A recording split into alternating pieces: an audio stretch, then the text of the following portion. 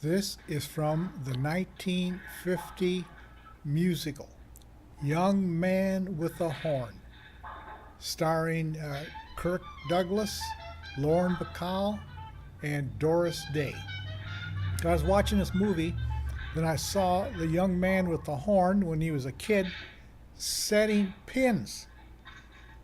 And it reminded me I did the same thing at this kid's age.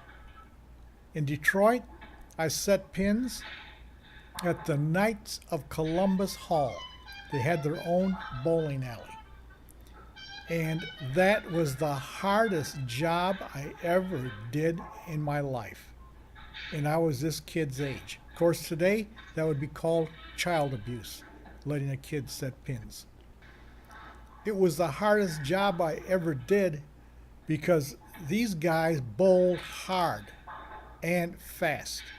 And I'd sit up there on the ledge, they would bowl, then I'd have to get down in the pit and pick up the pins, pick up the ball, and get everything set back in the trays.